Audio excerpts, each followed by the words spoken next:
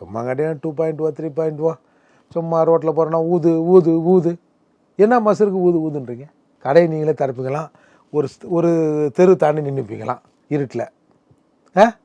அவன் போகிற வண்டியே ஒரு 2000 தாளாது.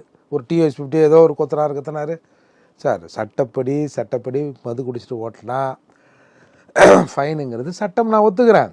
நீனே கடையை தந்து வச்சுட்டு நீனே என்னை குடிக்க வச்சுட்டு ஒளிஞ்சு நின்று பிடிச்சி 10,000ங்கிற, கலாச்சாரம் குடிச்சு சேர்த்து போனால் 10 லட்சங்கிற.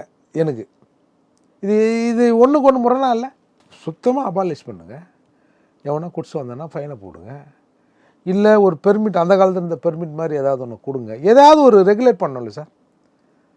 ஒரு அரசாங்கம், இதை விட கேவலம், ஒரு அரசாங்கம் 40 கோடியாக இந்த வருஷம் இருக்குது, இதை 45 கோடியாக மாற்றணும். ஆனால் நம்ம மாற்றணும்னு வச்சா 48 சில்லற கோடி வந்துடுச்சு அப்படின்னு ஒரு அரசாங்கம் டார்கெட் பண்ணி போதைப் பொருளை விற்கிறீங்களே, நீங்கள் எப்படி போதை ஒழிப்புக்கு சரியாக இருப்பீங்க நாங்கள் நம்புறது? அதால் இது முழுக்க இதன் பின்னால் அரசியல் தான் இருக்குது. மக்கள் நலன்கிறதெல்லாம் ஒன்றும் இல்லை. நான் ஒருபடி மேலே போய் மேல்மட்டத்தில் பயன்படுத்துகிற இந்த போதைப் பொருட்களால் பாதிப்பு இருக்குது. ஆனால் அன்றாடம் என் வீடு வரைக்கும் வந்துருக்கிற போதையை தடுப்பதற்கு, கஞ்சாவை தடுப்பதற்கு நீங்கள் என்ன நடவடிக்கை எடுத்தீங்கன்னு சொல்லுங்கள் பாப்போம்.